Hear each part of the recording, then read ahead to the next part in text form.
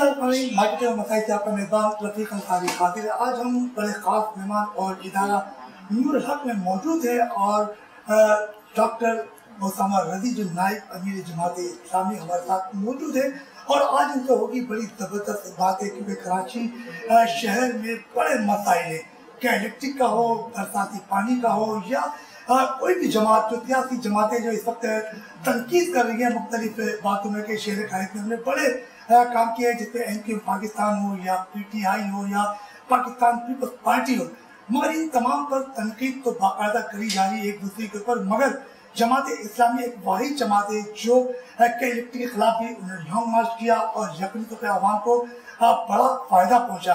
इसके अलावा बेशुमार मसाइल पर बाकायदगी से आवाज़ उठा रही है और इस वक्त हमारे साथ डॉक्टर ओसामा रज़ी साहब मौजूद हैं, उनसे कुछ गुफ्तगू होगी मसाइल पर। डॉक्टर साहब अस्सलाम वालेकुम। जी वालेकुम सलाम। डॉक्टर साहब आज बात करेंगे हम मसाइल पर और जमात इस्लामी वाहिद जमात है जो दीगर मसाइल पर ज़बरदस्त आवाज़ बुलंद कर रही है और जिसका फ़ायदा कराची की आवाम को पहुँच रहा है।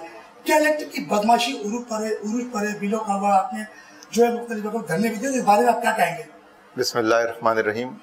देखिए, जो कौमी जमातें हैं वो तो अपने मुफादात की सियासत कर रही हैं और उनकी सियासत ड्राइंग रूम की हद तक है और हुक्मरान तबकों के मुफादात की सियासत है।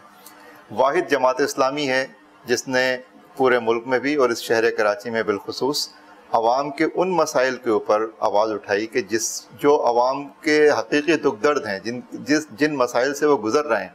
बिजली एक बुनियादी ज़रूरत है, लेकिन बिजली के मसले को हमारे हुक्मरान तबके ने यहाँ लूट मार का एक ज़रिया बना लिया कि इलेक्ट्रिक उसका एक आलाकार बनी। अब राज ग्रुप और उसके करता धरता हमारी हुकूमतों को फंड फराम करने वाले तबकात में शामिल हैं। तो इस हुक्मरान तबके के ज़रिए इस शहर कराची की बिलखुसूस जो लूट मार हो रही थी उसको जमात इस्लामी ने चैलेंज किया, उसके ऊपर आवाज़ उठाई, हमको गिरफ़्तार किया गया, जेलों में हमें शेलिंग की गई, गोलियाँ बरसाई गईं। उसके बावजूद जमात इस्लामी ने इस तहरीक को जारी रखा और उसका नतीजा ये निकला है कि अरबों रुपए शहरियों के इलेक्ट्रिक के ज़रिए न सिर्फ ये कि वापस हुए हैं बल्कि शहरियों को बड़ी हद तक रिलीफ मिला है।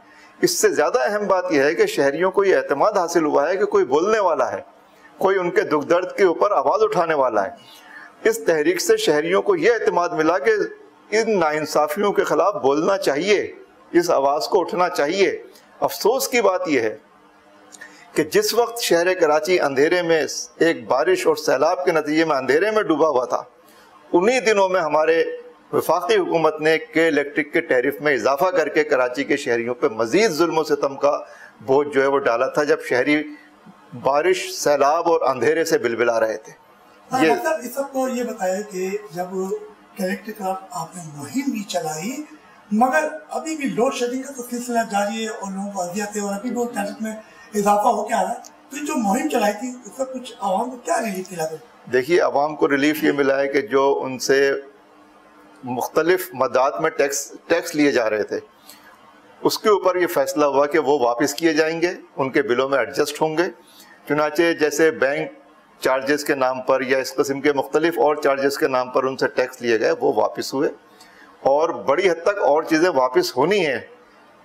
मैं तो ये कह रहा हूँ कि ये तो बहुत मामूली चीज़ है, चंद लोगों को, एक फैमिली को अगर चंद हज़ार रुपए वापस हो जाते हैं तो ये बिजली के मसले का सॉल्यूशन नहीं है। असल बात यह है कि इसके नतीजे में एक इज्तिमाई आवाज़ उठी है, ये मुतालबा इस शहर में ज़ोर पकड़ गया है कि बिजली की फराहमी आवाम की बुनियादी ज़रूरत है जो उनको मिलनी चाहिए। उसकी वजह से अब के इलेक्ट्रिक को दोबारा से कौमी तहवील में लेने का मुतालबा उठा है और ये मुतालबा उठा है कि जिन लोगों ने लूट मार की है, चाहे वह अबराज ग्रुप की शक्ल में, हुक्मरान तबकों की शक्ल में, उनकी महंगी और भारी तनख्वाहों की शक्ल में, ये सारी लूटी हुई दौलत एक फॉरेंसिक ऑडिट हो और उसके ज़रिए आवाम को ये लूटी हुई दौलत वापस मिले। डॉक्टर साहब, जब इलेक्शन हुए वफाकी और के तो एक नारा लगा था कि तब्दीली का नारा, कि तब्दीली आएगी और तब्दीली के साथ साथ पीटीआई जो इस शहर पे भी अभी इनके एमपी भी है और एमएनए है, मगर महंगाई का बोझ कम नहीं हो रहा, वो नारा कुछ उल्टा हो गया, तो आप क्या कहेंगे? देखिए, इमरान खान एक ऐसी शख्सियत के तौर पे इस मुल्क में सामने आए कि जिसने लोगों की तब्दीली की ख्वाहिश को अट्रैक्ट किया और लोग उनकी तरफ मुतवज्जे हुए اور لوگ یہ سمجھے کہ یہ وہ لیڈرشپ ہے کہ جو کرپشن سے پاک ہے، اور اس کے ہاتھ میں جب اقتدار آئے گا تو وہ حالات کو تبدیلی کی طرف لے کے جائے گا۔ چنانچہ شہر کراچی نے بالخصوص 14 MNA عمران خان کو عطا کیے، وہاں پہ جتوایا ان کو، 22 ان کے MPA یہاں سے جیتے۔ لیکن مسئلہ کیا ہے، عمران خان کی مقبولیت کی لہر کے نتیجے میں ان کے جتنے MNAs اور MPAs یہاں پہ منتخب ہوئے ہیں وہ سب عمران خان کی بدنامی کا، ان کی ناکامی کا ذریعہ بن رہے ہیں۔ اور عمران خان کی ناکامی کی بنیادی وجہ یہ ہے کہ وہ سسٹم کو چینج کرنے کے بجائے وہ چہروں کی تبدیلی کے عمل کے اوپر ہی انہوں نے اکتفا کیا، اور چہروں کے بدلنے سے حالات نہیں بدلتے، چہروں کے بدلنے سے۔ ان کے ساتھ تو ایک MKM پاکستان بھی ہے، اور ان کے 2 وفاقی وزیر اور 4 سیٹیں ہیں، جی ہاں، اور 2 وفاقی وزیر، وزیر قانون بھی ہے اور ایک IT امین اللہ بھی ہے، تو وہ بھی تو ان کا ایک حصہ ہے، تو ان کا کیا رول ہے؟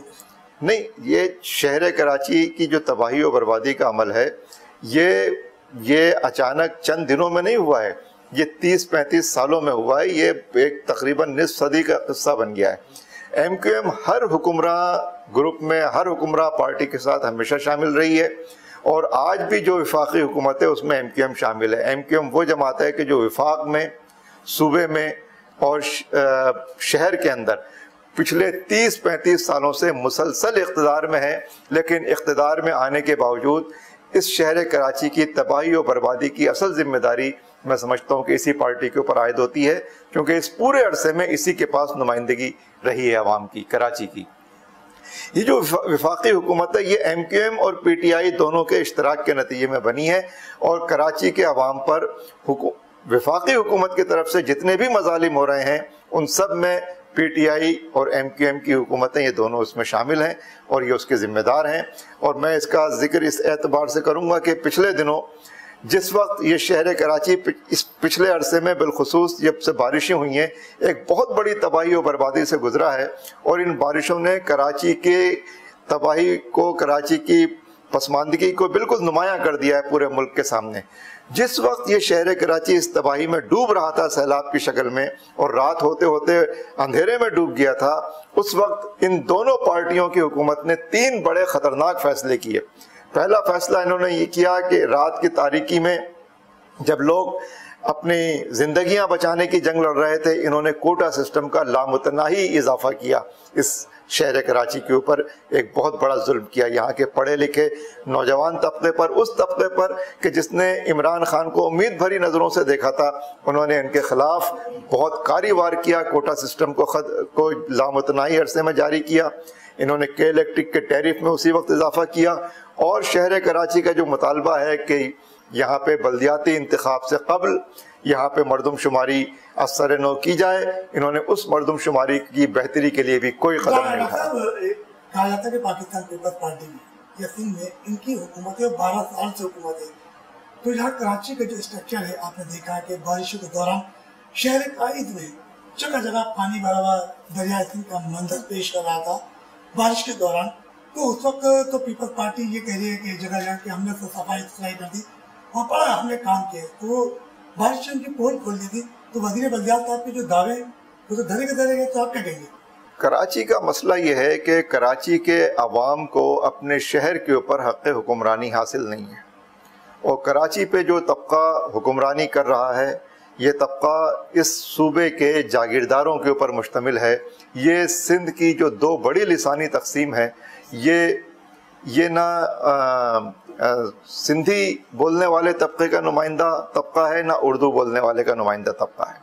جاگیردار طبقہ ان دونوں کے اوپر ظلم کرنے کا برابر ذمہ دار ہے، اور پچھلے 12 سال میں نہیں، سن 70 سے لے کر آج تک پیپلز پارٹی وقتاً فوقتاً اس صوبے پہ حکمران رہی ہے، سب سے زیادہ حکومت اسی نے کی ہے، اور 12 سال سے مستقل حکمرانی کر رہی ہے۔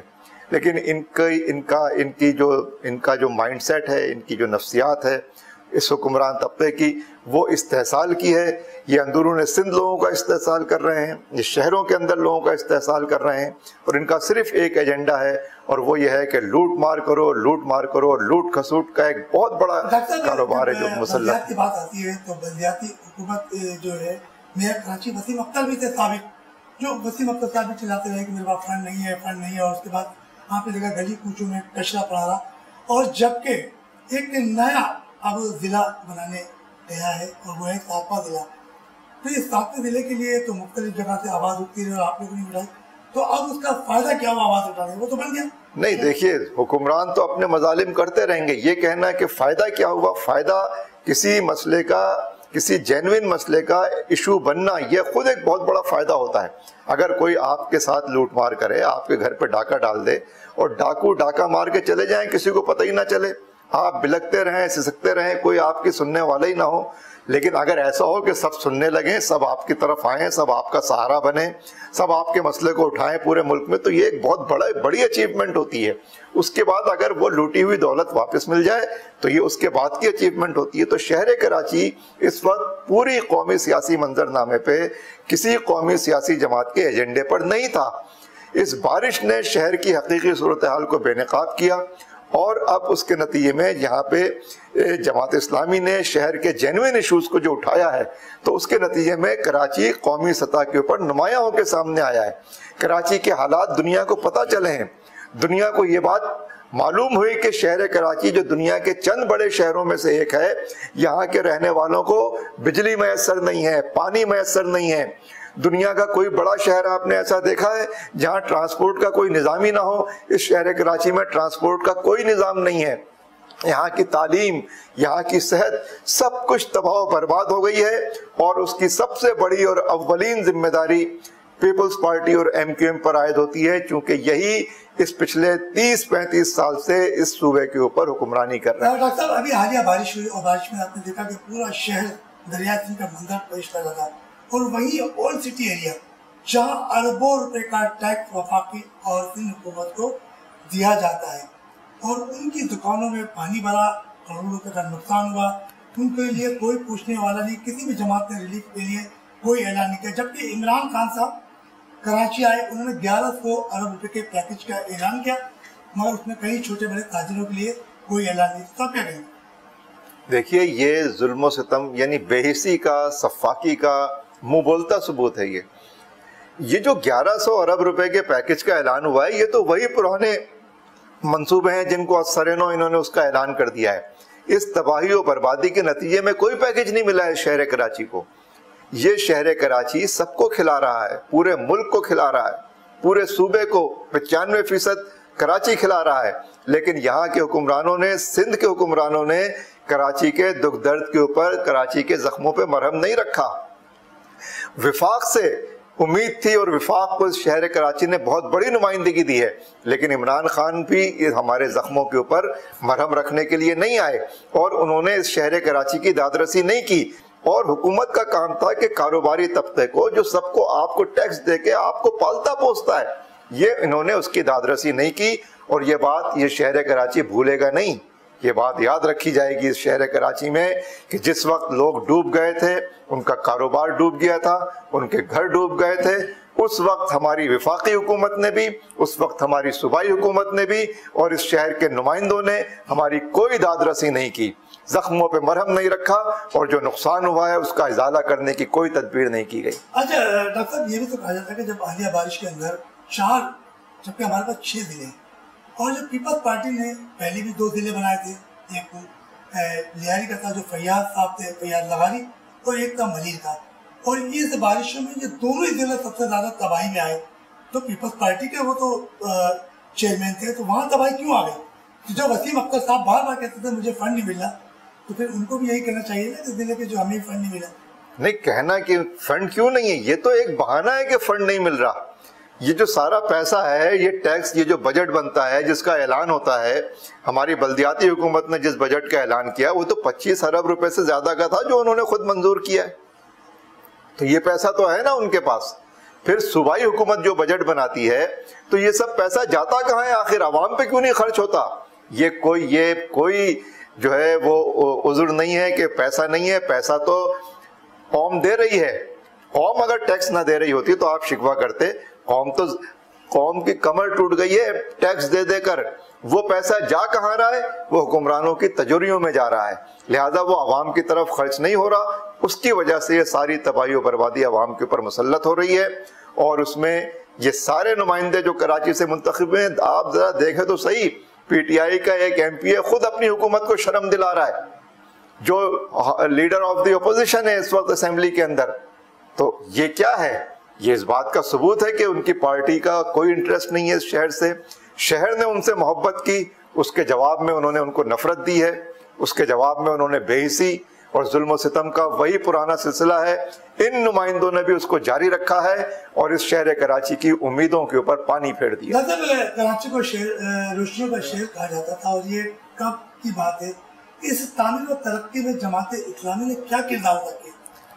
دیکھیے، جماعت اسلامی کے پاس اس شہر کراچی میں بہت ہی ایک محدود عرصے کی نمائندگی اس کو ملی ہے، اور یہ نمائندگی بھی اس کو سن 70 سے 77 کے درمیان حاصل رہی ہے، جس میں یہاں 9 میں سے صرف 2 MNA جماعت اسلامی کے منتخب ہوئے تھے. اس کے علاوہ شہر کراچی میں 2 دفعہ جماعت اسلامی کے میئر منتخب ہوئے ہیں، عبدالستار افغانی اور نعمت اللہ خان صاحب. اور اگر آپ کراچی کی تعمیر و ترقی کی تاریخ دیکھیں گے تو سیاسی طور پہ اس شہر نے جب پورے ملک میں اپنا مقام بنایا ہے تو وہ وہی 70 سے 77 کا زمانہ تھا، جس میں پروفیسر غفور احمد، محمود اعظم فاروقی اور سید منور حسن نے شہر کراچی کی سیاسی آبرو کو پورے ملک کے اندر نمایاں کیا. اور یہ نہیں، دیکھیے شہر کی جو اس کی شہری تعمیر و ترقی ہوئی ہے، جو اس کی سماجی تعمیر و ترقی ہوئی ہے، اس میں عبدالستار افغانی صاحب کا زمانہ اور نعمت اللہ خان، یہ صرف 2 میئر ہیں جن کے دور میں ترقی ہوئی ہے. اس کے علاوہ شہر کراچی کی اس پوری سیاسی تاریخ میں اس کو ترقی دینے والا کوئی میئر اور کوئی سٹی ناظم میسر نہیں آیا. یہ بات جو کہی جاتی ہے کہ مصطفیٰ کمال کے دور میں کام ہوا، مصطفیٰ کمال MQM تو 30 سال سے یہاں پر ہے، صرف 5 سال کی حکومت تھوڑی رہی ہے. لیکن چونکہ نعمت اللہ خان کے بعد ان کو مصنوعی طور پہ مشرف نے جتوایا، مصنوعی طور پہ نعمت اللہ خان کو ہروایا، تو وہ مجبور تھے کہ نعمت اللہ خان کے پروجیکٹس کو کنٹینیو کریں. وہ ان کی اپنی کوئی چیز نہیں تھی، بلکہ وہ بھی مجبور ہوئے نعمت اللہ خان کے پروجیکٹس کو جاری کرنے میں، جس کی وجہ سے یہی 2 عرصے ہیں نعمت صاحب اور افغانی صاحب کے، جس میں شہر کی ترقی ہوئی. مگر یہ تمام سیاسی پارٹیاں تو یقین طور پر ان کی مثال تو دیتی ہے کام و ترقی، تو ان کی باتوں کو عمل کیوں نہیں کرتے ان کے کام کے؟ جب ان کی مثال بھی دیتے ہیں کہ نعمت اللہ خان صاحب نے بڑا کام کیا، عبدالستار افغانی صاحب نے بھی کام کیا، یہ باتیں تمام جماعتیں تو اختلاف کرتی ہیں، مگر جب بلدیاتی انتخابات آتے ہیں تو کیا وجہ ہے کہ جماعت اسلامی بھی پیچھے رہ جاتی ہے؟ نہیں، پیچھے رہ نہیں جاتی. دیکھیے انتخابات تو ہمارے یہاں الیکشن تو جینوئن الیکشن ہوتا نہیں ہے. یہاں تو ایک مینجڈ الیکشن ہوتا ہے، پہلے فیصلے ہوتے ہیں پھر الیکشن کروایا جاتا ہے. پہلے فیصلہ کیا گیا کہ نعمت اللہ خان کو منتخب نہیں کیا جائے گا، اس کے بعد الیکشن کروا کے کہا گیا کہ نعمت اللہ خان تو ہار گئے. پورا شہر کراچی، جتنے سرویز ہو رہے تھے، پورا شہر کراچی نعمت اللہ خان کو دوبارہ منتخب کرنا چاہتا تھا، لیکن ہمارے ملک کے حکمران طبقے نے اس وقت نعمت صاحب کو منتخب نہیں ہونے دیا اور مصنوعی طور پہ ان کو ہرایا گیا. ورنہ اس شہر کی تعمیر و ترقی میں 4 چاند نظر آتے اور شہر کی سیاسی اور سماجی زندگی ایک بہت ہی اچھے حالات اور ماحول سے دوچار ہوتی. ڈاکٹر صاحب، کہا جاتا ہے کہ جو ابھی وفاقی حکومت جو الیکشن ہوئے تھے اور تقریباً 3 سال ہوئے، تو بار بار یہ کہا جا رہا ہے تمام جماعتوں کی طرف سے کہ سلیکٹڈ حکومت ہے، تو اس سلیکٹڈ حکومت کے لیے بار بار گرانے کی بات کی جاتی ہے. تو یا ان کو 5 سال پورے کرنے دیے جائیں، ان کے خلاف کوئی ایسی مہم شروع ہونی چاہیے؟ دیکھیے، ہمارے حکمران طبقات عوام کی جنگ نہیں لڑ رہے. آپ ان تینوں بڑی سیاسی جماعتوں کا ایجنڈا دیکھیں جو اس وقت PDM کے نام پہ شامل ہیں، چاہے وہ پیپلز پارٹی ہو، چاہے مسلم لیگ ہو، چاہے وہ JUI ہو. یہ عوام کے ایجنڈے کو لے کر، عوام کی چیزوں کو لے کر کوئی تحریک نہیں چلا رہے، بلکہ یہ مفادات کی اور اقتدار کی لڑائی ہے جس کو یہ لڑ رہے ہیں. ہم سمجھتے ہیں کہ حکومت کو 5 سال ملنے چاہیے. صرف حکومت کے گرا دینے سے ایسی کیا تبدیلی آئے گی؟ عوام کے لیے کیا بہتری ہوگی؟ حکومتوں کے بدلنے سے تو عوام کے حالات نہیں بدلتے. یہ صرف اقتدار کی لڑائی ہے، لوٹا ہوا مال، کرپشن کا مال بچانے کی لڑائی ہے. اور میں سمجھتا ہوں کہ اس اعتبار سے موجودہ حکومت کو یہ موقع ملنا چاہیے تاکہ یہ آپشن بھی ایک دفعہ پوری طرح سے آزما لیا جائے اور کوئی حسرت نہ رہے کہ ان کو ٹائم نہیں ملا کام کرنے کا. ان کو پورا وقت ملنا چاہیے. ہم یہ سمجھتے ہیں کہ مروجہ نظام میں رہتے ہوئے عوام کے حالات کوئی نہیں بدل سکتا، چاہے وہ کتنی ہی اچھی شکل کیوں نہ ہو، عمران جیسی شکل کیوں نہ ہو، لیکن حالات بدلتے ہیں نظام کو بدلنے سے. سسٹم کو بدلنے سے تبدیلی آتی ہے. آپ سسٹم سارا اسی طرح برقرار رکھیں, ظلم کا نظام راج کرتا رہے اور حکومت بدلنے سے لوگوں کی تقدیر بدل جائے گی, یہ تو نہ علمی طور پہ یہ بات صحیح ہے, نہ عملی طور پہ. وقت ثابت کر رہا ہے کہ عملی طور پہ بھی صحیح نہیں. ڈاکٹر صاحب, آپ کو یاد ہوگا کہ کرونا وائرس کی ایک وبا بڑی تیز پوری دنیا میں پھیلی اور کئی لاکھ افراد جان کی بازی میں آ گئے. پھر وہی 18 مارچ 2020 کو لاک ڈاؤن نافذ کیا گیا اور تمام چھوٹے بڑے تجارتی مرکز بند کر دیے گئے. کئی شادی ہالیں جو بند ہو چکے ہیں اور کئی افراد بے روزگار بھی ہوئے. تو کرونا وائرس کی وجہ سے ایک بار پھر مختلف جگہوں پہ کاروبار بند کیا جا رہا ہے اور اسمارٹ لاک ڈاؤن لگایا جا رہا ہے. تو اس بارے میں جو لوگوں کو نقصان ہوا ہے, اور تو کیا سمجھتے ہیں کہ کرونا وائرس کے بارے میں کیا ہے حکومت کو تدابیر اختیار کرنی چاہیے؟ دیکھیے, حکومتوں کو لوگوں کی سماجی اور معاشی زندگی کو بہتر کرنا چاہیے. میں یہ بات واضح طور پہ کہہ رہا ہوں کہ پچھلی دفعہ بھی اگر اس ملک میں پچھلی لہر کے موقع پر, کورونا کی پچھلی لہر کے موقع پر اگر یہاں پر اس طرح کی کورونا کے اثرات مرتب نہیں ہوئے تو اس میں لاک ڈاؤن کا کوئی کردار نہیں ہے, اس میں حکومتوں کی کارکردگی کا کوئی کردار نہیں ہے. یہاں کے انسان, یہاں کے لوگ اتنی بدترین سماجی زندگی گزار رہے ہیں, ایسے بدترین سماجی ماحول میں یہ سانس لیتے ہیں کہ اس کے نتیجے میں یہاں کے لوگوں کا امیون پاور بہت زیادہ ہے الحمدللہ. اس کی وجہ سے انہوں نے اس پینڈیمک کا مقابلہ کیا ہے. کوئی لاک ڈاؤن کب ہوا ہے, کہاں ہوا ہے؟ آپ ذرا آ کے تو دیکھیں, بستیوں آبادیوں میں آدمی پہ آدمی چڑھا ہوا ہوتا ہے, بچے ایک دوسرے کے ساتھ لپٹے ہوئے ہوتے ہیں. کوئی کردار نہیں ہے اس لاک ڈاؤن کا. یہ لاک ڈاؤن صرف عوام کو نقصان پہنچانے والا ایک عمل ہے, کاروبار کو تباہ و برباد کرنے والا عمل ہے. یہ حکمران اگر سنجیدہ ہوں, سیریس ہوں, تو پھر لاک ڈاؤن کے نتیجے میں جو عوام کا نقصان ہو رہا ہے اس کا سدباب کیا جاتا, ریلیف دیا جاتا, اس کو کمپنسیٹ کیا جاتا اور لوگوں کی معاشی اور سماجی زندگی کو بہتر کیا جاتا. یہ کچھ بھی نہیں کر رہے ہیں, کہ صرف لاک ڈاؤن کر کے اپنی فیس سیونگ کرنا چاہتے ہیں اور اس کے ذریعے یہ فنڈز کھانا ہڑپ کرنا, اپنی تجوریوں کو بڑھنا, یہ سارا دھندا. افسوس ہوتا ہے کہ اتنی بڑی تباہی و بربادی کے باوجود بھی ان کے لچھن جو ہے وہ تبدیل ہوتے ہوئے نظر نہیں آ رہے. چلتے ہیں ایک چھوٹے سے بریک تھا, وہ بریک سے واپس آئیں گے اور ڈاکٹر اسامہ رضی سے بڑی زبردست باتیں ہوئی. پھر انہوں نے بڑی زبردست باتیں کی ہے کہ شہر قائد میں کسی بھی جماعت نے کوئی کردار ادا نہیں کیا اور یہاں بے روزگاری اور مہنگائی کا مزید اضافہ ہو گیا ہے. چلتے ایک چھوٹے سے بریک کے ساتھ.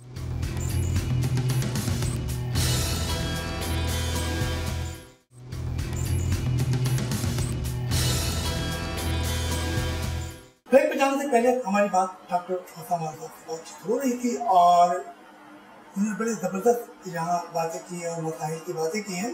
ڈاکٹر صاحب یہ بتائیے گا کہ ابھی کورونا وائرس کی وجہ سے تمام تعلیمی اسکول, کالج, یونیورسٹیاں بند رہیں اور کئی بچے تو گھروں میں جو ہے وہ ویڈیو گیم کی طرف چلے گئے اور اس وجہ سے تعلیم کا نظام بڑا متاثر ہوا ہے. تو آپ کیا کہیں گے؟ دیکھیے, تعلیم کا نظام کورونا کی وجہ سے متاثر نہیں ہوا ہے. کورونا کی وجہ سے تو تعلیم صفر پہ چلی گئی ہے, ورنہ ہمارا تعلیمی نظام تو ہمارے حکمران طبقوں نے پہلے سے ہی اتنا زیادہ تباہ و برباد کیا ہوا ہے. طبقاتی نظام تعلیم ہے, کروڑوں بچے ہیں جو اسکول نہیں جا سکتے. یہ ہمارے معاشرے کے پھول اور کلیاں ہیں, بہترین صلاحیتیں رکھنے والے, یہ بہترین نعمتوں سے مالا مال بچے ہیں صلاحیتوں کے اعتبار سے, جن کو یہ تباہ و برباد کر دیتے ہیں, ان کے مستقبل کو خاک میں ملا دیتے ہیں.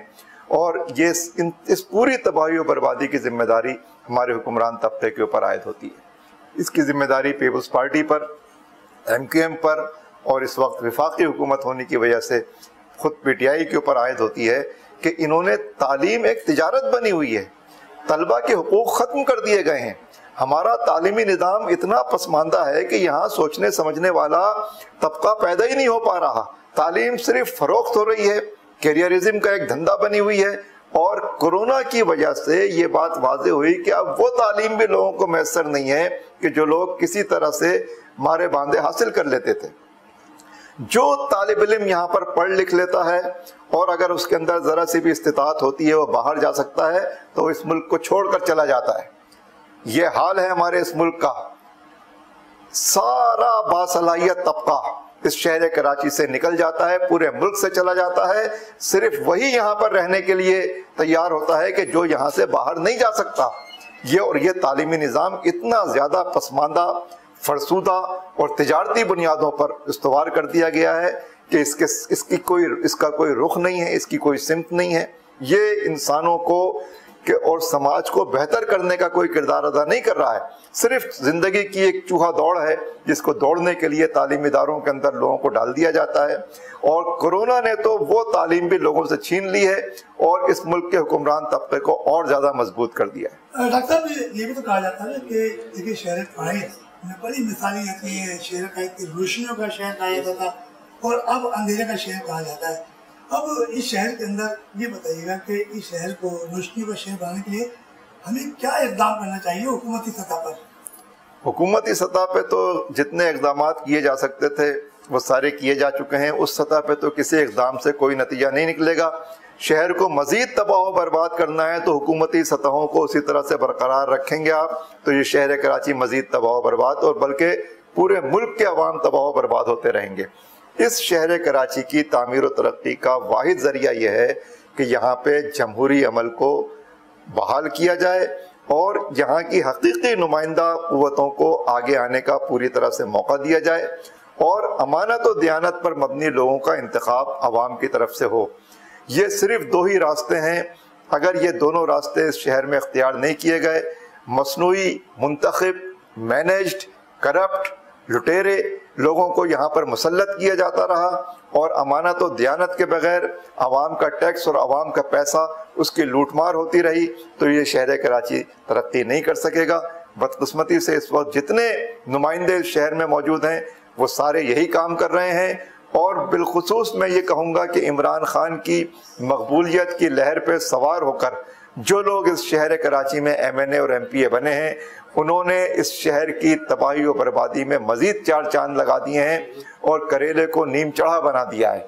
لہٰذا یہ کسی مرض کی دوا نہیں ہے۔ میں عمران خان کی بالخصوص یہ بات کہتا ہوں کہ ان کے یہ نمائندے ان کی بدنامی کا اور ان کے سیاسی مستقبل کو تاریک کرنے کا ذریعہ بن رہے ہیں۔ یہ شہر کراچی کا نالائق ترین طبقہ ہے جو یہاں پر پی ٹی آئی کی مقبولیت کی لہر پہ سوار ہو کے ایم این اے اور ایم پی اے بن گیا ہے۔ انہوں نے شہر کراچی کو دیکھا ہی نہیں ہے، یہ شہر کراچی کو جانتے نہیں ہیں۔ ان کے 80% نمائندے وہ ہیں کہ جو سارے ڈیفنس اور کلفٹن میں رہتے ہیں، ان کو شہر کراچی کے راستے نہیں معلوم ہیں، ان کی آبادیوں کا جو پورا سلسلہ ہے وہ اس کو جانتے ہی نہیں ہیں یہاں پر۔ لہٰذا اس شہر کراچی کی بحالی کے لیے اس شہر کراچی کے اثر نو نظریاتی شناخت کو اس کی بحال ہونا چاہیے، اس کی اسلامی شناخت کو بحال ہونا چاہیے اور اس شہر کراچی کو ایک نئی اسلامی بنیادوں کے اوپر ایک متحدہ یکجہتی پر مبنی ایک قوت کے ساتھ جب یہ شہر کراچی بحال ہوگا تو ہی اس کی تعمیر و ترقی کے دروازے کھلیں گے۔ یہ بھی بتائیے گا کہ اسٹریٹ کرائم میں مزید روز بروز اضافہ ہوتا جا رہا ہے۔ پھر ایک طرف سے آواز ہوتی ہے کہ شہر میں بڑا امن ہے، آئے دن موبائل چلے جا رہے ہیں، آپ دیکھتے ہیں اسٹریٹ کرائم کے مزید اضافے ہو چکے ہیں۔ ابھی آئے دن جو یہ اس اضافے کو روک تھام کے لیے کیا کوئی نظر آ رہی ہے کوئی اقدامات حکومت کی سطح پہ؟ دیکھیے حکومتوں کی طرف سے تو یہ بڑے دعوے کیے گئے تھے کہ کراچی میں امن قائم کر دیا گیا، کراچی کے سارے یہاں سے بدامنی کو اور یہاں سے لوٹ مار کو اس طرح کی جو چھینا چھپی تھی اور اسٹریٹ کرائم تھے سب ختم کر دیے گئے۔ ابھی ان اعلانات کی جسے کہتے ہیں کہ سیاہی بھی خشک نہیں ہوئی ہے اور اس کی گونج بھی ختم نہیں ہوئی ہے اور اس شہر کراچی کے اندر ایک دفعہ پھر اسنیچنگ کے واقعات ہو رہے ہیں۔ ہر گلی کونے کے اوپر کہیں پہ بھی کسی کو لوٹ لیا جاتا ہے، کوئی پوچھنے والا نہیں ہے، کوئی والی وارث نہیں ہے۔ لہٰذا جب تک مسائل کو ان کی جڑوں کے ساتھ ایڈریس نہیں کیا جائے گا اس وقت تک حالات صحیح نہیں ہوں گے۔ اور شہر کراچی سمیت پورے ملک کا مسئلہ یہ ہے کہ یہاں کی نوجوان نسل ایک احساس تنہائی کا شکار ہے۔ معاشی اور سماجی سطح کے اوپر لوگ بہت زیادہ ناانصافی کے عمل سے گزر رہے ہیں۔ لوگوں کے پاس کھانے کے لیے، سر چھپانے کے لیے، زندگی کو گزارنے کے لیے زندگی کی بنیادی سہولتیں نہیں ہیں اور جب وہ ان سہولتوں کے حصول کے لیے سارے راستے مسدود پاتے ہیں تو پھر اس شہر پورے ملک کے اندر بدامنی کے حالات پیدا ہوتے ہیں۔ لہٰذا مسئلوں کو ان کی جڑ سے جب تک ختم نہیں کیا جائے گا حالات صحیح نہیں ہوں گے۔ ڈاکٹر ایڈمنسٹریٹر آئے ہوئے تقریباً 1 ماہ سے اوپر ہو گیا اور 3 ماہ کے لیے ایڈمنسٹریٹر نئے بلدیاتی انتخابات ہوں گے، مگر ان ایڈمنسٹریٹر کا کوئی ایسا کام نظر نہیں آ رہا کہ جنہوں نے بڑے دعوے کیے تھے کہ 3 ماہ کے اندر ہم یہ کر دیں گے اور فلاں کر دیں گے، مگر کچھ چیز نظر نہیں آ رہی۔ اور جبکہ ایڈمنسٹریٹر مقرر ہوئے ہیں تو کیا آپ ایڈمنسٹریشن کے ساتھ ساتھ جو بھی منتخبیت کا مطمئن ہے آپ؟ دیکھیے میں ہی نہیں، پورا شہر کراچی بلبلا رہا ہے، اور سب سے پہلی بات تو یہ ہے کہ اس شہر کراچی میں ایڈمنسٹریٹرز کا تقرر اس شہر کے لوگوں کی بنیاد کے اوپر کیوں نہیں کیا گیا؟ جس فرد کی اس شہر کے ساتھ کوئی اٹیچمنٹ نہ ہو، اس کے اندر اس کے حوالے سے اونرشپ کا جذبہ موجود نہ ہو، تو وہ ظاہر ہے کہ یہاں پہ اس طرح کا کردار ادا ہی نہیں کرے گا۔ بہت بڑا ظلم کیا ہے پیپلز پارٹی نے، اور پیپلز پارٹی چونکہ ایم کیو ایم کے ختم ہونے کے باوجود ایسا لگ رہا ہے کہ پیپلز پارٹی نہیں چاہتی کہ یہاں سے لسانی سیاست ختم ہو۔ پیپلز پارٹی نے یکجہتی کی ریلی کے نام پر اس شہر کراچی سے انتشار کی سیاست کو از سر نو بڑھانے کی کوشش کی ہے۔ پیپلز پارٹی لسانی سیاست کو دوبارہ سے زندہ کرنا چاہ رہی ہے، اور اس کے لیے وہ جتنے اقدامات کر رہی ہے وہ اسی رخ کے اوپر بڑھتے ہوئے نظر آ رہے ہیں۔ ان میں سے ایک قدم ان کا یہ ہے، ایک فیصلہ یہ ہے کہ انہوں نے شہر کراچی میں جن ایڈمنسٹریٹرز کا تقرر کیا ہے ان کا اس شہر کراچی سے کوئی تعلق نہیں ہے۔ وہ شہر جو پورے ملک میں سب سے زیادہ پڑھا لکھا ہے، پورے ملک کا سب سے بڑا شہر ہے، اس شہر کے لوگوں کو اگر پیپلز پارٹی یہاں کی حق نمائندگی نہیں دے گی، انتظامی اختیارات نہیں دے گی، تو کون سے جمہوری کلچر کی بات پیپلز پارٹی کرتی ہے؟ پیپلز پارٹی نے بہت بڑا ظلم کیا ہے کراچی کے اوپر، جمہوریت کے اوپر، اس ملک کے عوام کے اوپر، کہ انہوں نے اس شہر کراچی میں ایک بہت ہی نازک موقع پر، کہ جب یہ شہر کراچی ایک لسانی 30-35 سال کی لسانی سیاست سے نکل کے خاص جگہ کھڑا تھا، انہوں نے پھر اپنے فیصلوں سے شہریوں کو یہ میسج دیا ہے کہ پیپلز پارٹی لسانی سیاست کو کنٹینیو رکھنا چاہتی ہے۔ دکھاوے کے لیے وہ اس کے خلاف بات کرتے ہیں، لیکن اصلاً وہ اس سیاست کو اس لیے بہتر سمجھتے ہیں اور جاری رکھنا چاہتے ہیں کہ ان کا سیاسی مفاد اسی سے وابستہ ہے، اور ان کا نہیں، یہ اس سندھ کے جاگیردار طبقے کا سیاسی مفاد اس چیز سے وابستہ ہے، اور وہ پیپلز پارٹی کو ڈھال بنا کر سندھ کے اندرون سندھ کے لوگوں کو بھی بیوقوف بنا رہے ہیں اور شہری عوام کو بھی بیوقوف بنا رہے ہیں۔ ڈاکٹر، جب 7واں ضلع بنایا گیا تو یہ کہا گیا کہ آبادی کے لحاظ سے کہ یہاں ووٹرز زیادہ ہیں، تو اگر آبادی کی بات کرتے ہیں 3 کروڑ کی آبادی ہے کراچی شہر کے اندر، اور مردم شماری میں تقریباً 1.5 کروڑ سے 2.5 دکھا رہے ہیں، تو جب ایک نعرہ اٹھتا ہے کہ جب صوبے کے نعرہ اٹھتا ہے آبادی کے لحاظ سے، تو پھر کیا یہ صوبے کے جو نعرہ اٹھتا ہے صحیح ہے غلط ہے؟ بالکل، دیکھیے جب پیپلز پارٹی اس قسم کے فیصلے کرے گی تو ہر عمل کا رد عمل ہوتا ہے۔ شہر کراچی ایک وحدت ہے، ایک ناقابل تقسیم اکائی شہر ہے۔ یہ اس شہر کی اس یکجہتی کو، اس اکائی کو آپ اپنے فیصلوں سے تقسیم کریں، اور شہریوں کے مشورے کے بغیر تقسیم کریں، مشورے بھی نہ کریں چلیں آپ، لیکن آپ شہریوں کی رائے کے برخلاف، ان کی رائے کے الرغم ایک فیصلہ ان پر مسلط کریں، اور ان کے شہر کی یکجہتی کو تقسیم کر دیں، اور اس کے بعد آپ کہیں کہ صوبہ تقسیم نہیں ہو سکتا۔ اس کا رد عمل اور کس شکل میں سامنے آ رہا ہے؟ یہ آ سکتا ہے یا آئے گا؟ ایک چیز صحیح ہے آپ کے پیمانوں کے اوپر، دوسری چیز غلط ہے آپ کے پیمانوں کے اوپر۔ دینے کے پیمانے اور ہیں، لینے کے پیمانے اور ہیں۔ آپ دونوں ہاتھوں میں لڈو لے کے اس صوبے کے اندر سیاست کرنا چاہتے ہیں۔ آپ سمجھتے ہیں کہ کراچی کے لوگوں کو آپ اسی طرح سے اپنا غلام بنا لیں گے، اسی طرح سے کچل دیں گے، اسی طرح سے بے دست و پا کر دیں گے، جس طرح سے آپ نے دیہی علاقوں کے اندر وہاں کے بسنے والے بالخصوص سندھی عوام کو اور بالعموم دیگر اور لوگوں کو بھی اپنا غلام بنایا ہوا ہے۔ ڈاکٹر یہ بتائیے گا کہ تمام سڑکیں ٹوٹ کا شکار ہیں اور ٹرانسپورٹ کا نظام بڑا خراب ہے، اس بارے میں کیا کہیں؟ ٹرانسپورٹ کا کون سا نظام اس شہر میں جس کے بارے میں ہم بات کریں؟ یہ ایسا بدنصیب شہر ہے کہ جس کے پاس ٹرانسپورٹ کا کوئی نظام ہی نہیں ہے۔ پورے ملک کو یہ شہر کھلا رہا ہے، پورے صوبے کو یہ شہر کھلا رہا ہے، اور اس شہر کے رہنے والوں کے پاس ایک جگہ سے دوسری جگہ جانے کا کوئی انتظام نہیں ہے، کوئی نظام نہیں ہے۔ ایک زمانہ تھا کہ یہاں پر KTC کراچی ٹرانسپورٹ کارپوریشن تھی، یہاں پہ SRTC کے نام سے پورا سسٹم کام کرتا تھا۔ کراچی یونیورسٹی کا، صرف کراچی یونیورسٹی کا فلیٹ تھا، 110 پوائنٹس کے اوپر مشتمل فلیٹ تھا جو ایک یونیورسٹی کے اندر چلتا تھا۔ آج 10 بسیں بھی اس شہر کے اندر حکومت کی طرف سے نہیں چلتی۔ 3 کروڑ کی آبادی کا شہر ہے اور ٹرانسپورٹ کا کوئی نظام نہیں ہے۔ نہ صرف یہ کہ ٹرانسپورٹ کا نظام نہیں ہے، سڑکیں ٹوٹی ہوئی ہیں۔ اتنا بڑا تام جھام کے ساتھ اعلان ہوا کہ جی کور کمانڈر کی سربراہی میں اور وزیر اعلیٰ کی صدارت میں اور فلاں کے ساتھ یہ کمیٹی بنی ہے اور 1100 ارب روپے آ رہے ہیں. کتنے دن ہو گئے؟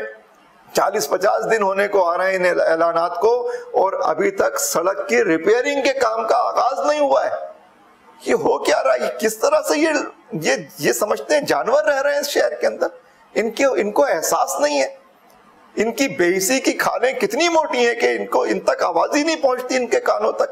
مر گئے ہیں لوگ, تباہ و برباد ہو گئے ہیں, ان کی صحت پہ کوئی فرق نہیں پڑ رہا.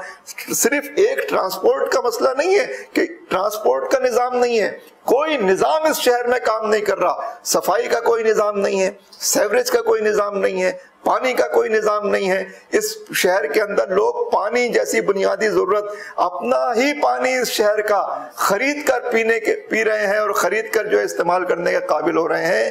اور مجھے افسوس ہے کہ اس وقت کسی قومی سیاسی جماعت کے ایجنڈے پر, اے پی ڈی ایم کے ایجنڈے کے اوپر بھی کراچی شہر اور کراچی کے حالات نہیں ہیں. جو بھی اس ملک کی معیشت سے ذرہ برابر بھی سنجیدہ ہے وہ کراچی کی ترقی کی طرف کام کرے گا, کراچی کو بہتر بنائے گا.